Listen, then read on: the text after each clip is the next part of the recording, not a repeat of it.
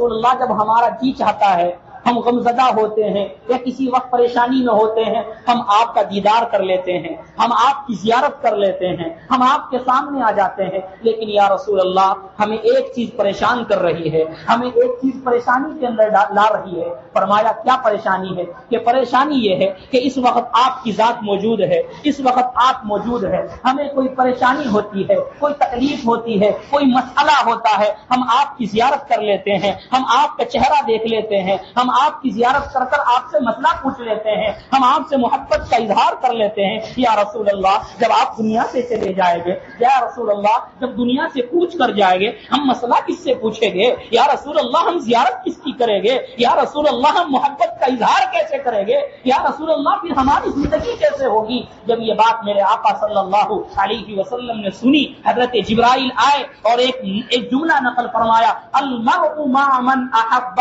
میرے اور آپ کے آقا صلی اللہ علیہ وسلم نے فرمایا کہ انسان کا حشر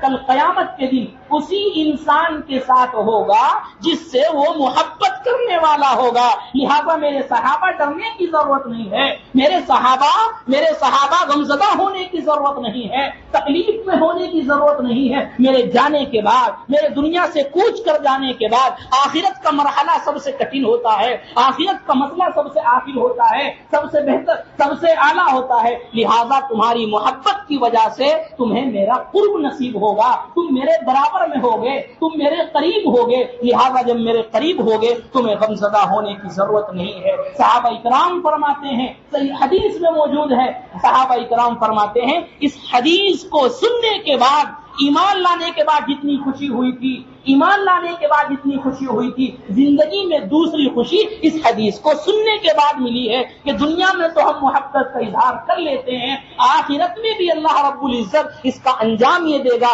کہ جس سے محبت کرے گے اللہ اسی کی صف میں کھڑا کر دے گا، جس سے محبت کرے گے اللہ اسی کے قریب کر دے گا۔ لہذا پیغام دے دیا لوگوں کو کہ جو رسول اللہ صلی اللہ علیہ وسلم سے محبت کرتا ہے، عشق کرتا ہے، اتباع کرتا ہے، اطاعت کرتا ہے، فرما برداری کرتا ہے، لہذا کل کو قیامت کے دن اس کا حشر رسول اللہ صلی اللہ علیہ وسلم کے ساتھ ہوگا، اور جس کا حشر، جس کی صفے، جس کا قرب رسول اللہ صلی اللہ علیہ وسلم سے مل گیا وہ کامیاب ہو گیا، وہ زندگی کے اندر بھی کامیاب ہے اور آخرت کے اندر بھی کامیاب ہے۔ یہ ہے وہ صحابہ اکرام رضوان اللہ تعالی علیہ مجمعین جنہوں نے اتباع کر کے دکھایا۔ حضرت ابو بکر صدیق رضی اللہ عنہ جن کے تبوک کے موقع پر اللہ کے رسول صلی اللہ علیہ وسلم نے فرمایا جہاد کے لیے مان لے آؤ۔ حضرت عمر نے سوچا آج تو حضرت ابو بکر سے بڑھ جاؤں گا، لہذا آدھا مان لے کر آ گئے۔ حضرت عمر آدھا مان لے کر آ گئے، حضرت ابو بکر صدیق رضی اللہ عنہ بھی سارا کا سارا مان لے کر آ گئے۔ اللہ کے رسول صلی اللہ علیہ وسلم نے پوچھا اے عمر کیا چھوڑ کر آئے ہو؟ کہا یا رسول اللہ آدھا لے کر آیا ہوں، آدھا چھوڑ کر آیا ہوں۔ حضرت ابو بکر سے پوچھا اے ابو بکر کیا لے کر آئے ہو اور کیا چھوڑ کر آئے ہو؟ کہا یا رسول اللہ جو کچھ تھا سب لے کر آیا ہوں۔ پوچھا بیوی بچوں کے لیے کیا چھوڑ کر آئے ہو؟ کہا اللہ اے یا رسول اللہ بیوی بچوں کے لیے اللہ کو چھوڑ کر آیا ہوں کہ اللہ جانے بیوی بچے جانے میرا مسئلہ نہیں ہے۔ یہ کیا تھا کہ اپنی جان اپنا مال قربان کرنے کو تیار کون؟ حضرت ابو بکر صدیق۔ یہ ہوتی ہے محبت، یہ ہوتا ہے عشق کہ محبوب کے کہنے سے ہی، محبوب کے الفاظ نکلنے کے ذریعے ہی انسان اپنی جان اپنا مال کو قربان کرے۔ یہ حضرت ابو بکر صدیق رضی اللہ عنہ نے کر کے دکھایا۔ یہ ہے وہ محبت۔ حضرت عمر رضی اللہ عنہ ایک مرتبہ راستے سے جا رہے تھے، عشق اور جنون دیکھیے، اتباع دیکھیے، محبت دیکھیے۔ حضرت عمر رضی اللہ عنہ جا رہے تھے تو حضرت ابن عباس رضی اللہ عنہ کے گھر کا جو پرنالہ تھا وہ ذرا مسجد نبوی کے دوسری طرف تھا۔ حضرت عمر جب وہاں کو جا رہے تھے تو دیکھا کہ وہ پرنالہ جس سے پانی ٹپکتا ہے برسات کے موقع پر اس کو پرنالہ بولتے ہیں، ہم یہاں معلوم نہیں کیا بولتے ہوگے، خیر وہ پرنالہ جس کے بارش کی وجہ سے پانی ٹپک رہا تھا۔ حضرت عمر نے سوچا کہ بارش کی وجہ سے پانی ٹپک رہا ہے، پانی گر رہا ہے، چلنے والوں کے اوپر چھینٹیں آ سکتی ہے، ان کی چھینٹیں بھی ذرا سی آئی تو انہوں نے حضرت ابن عباس رضی اللہ عنہ کے گھر کا پرنالہ اتار دیا۔